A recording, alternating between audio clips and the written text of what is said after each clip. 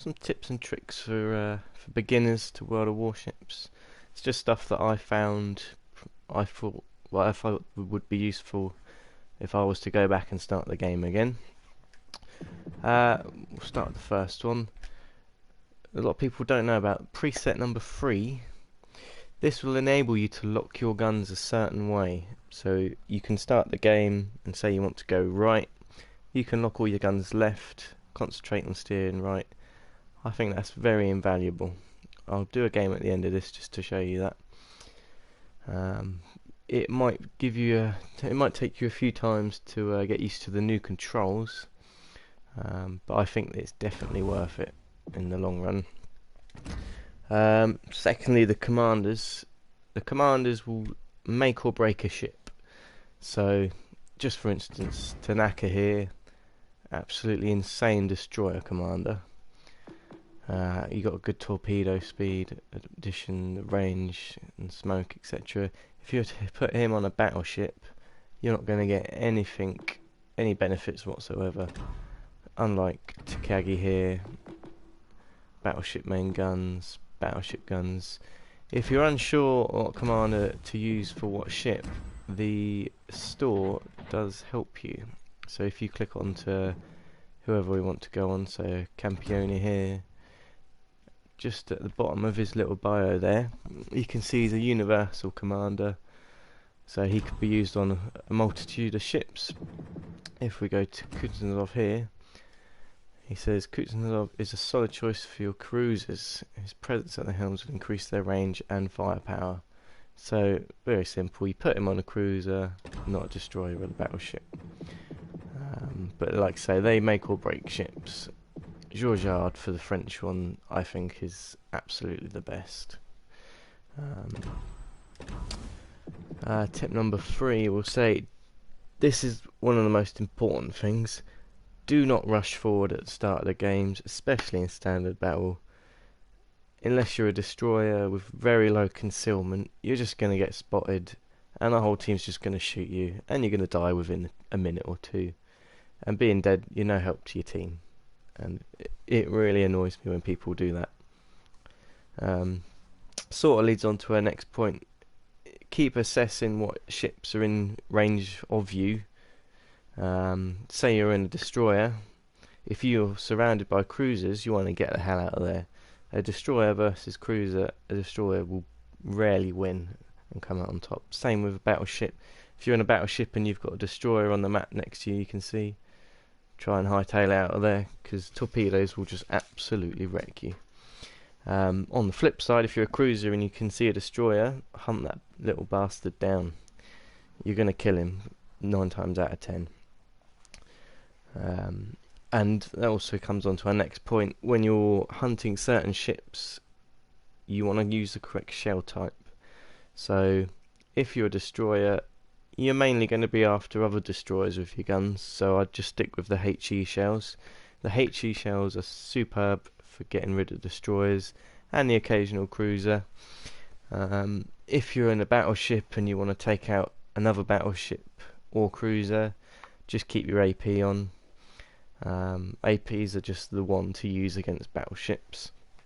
If you're in a cruiser, you want to probably stick around with your fire shells, the HE, just because the destroyers are your sort of target as cruisers especially, and they're sort of very vulnerable to the HE shells. Cruisers though are very vulnerable, I find, to the AP, so as soon as you see another cruiser and you're in a cruiser or battleship, have your AP ready. If we come on to our next point, don't sell the ships. Especially now with the Bureau active, if you sell a ship for, say, 500,000 credits, it takes over double that and more sometimes to buy it back again. And my friends have had to buy back ships just to use in the Bureau, because the Bureau is something that's free and you get rewards from it, which in this game is very rare. A lot of the stuff in this game does cost money and doublons, or a lot of time.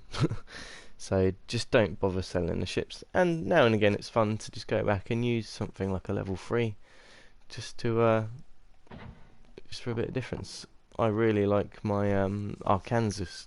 It's not actually on the tech tree here, but it's just such a fun ship to use. I get so many citadels in it.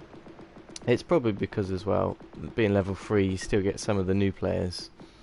So you find a lot of people at the lower end aren't quite as clued up as some of the level 6, level 7 players. But yeah, I just think it's an absolute beast of a ship. Next point is don't broadside yourself. The more broadside you are, the easier you are to kill, basically. So wherever possible, try and keep the front of your ship facing the enemy. If it's not possible, then try and get out of there. If you've got smoke, proper smoke. You can even request someone to smoke if you're next to someone. Hopefully a destroyer's next to you.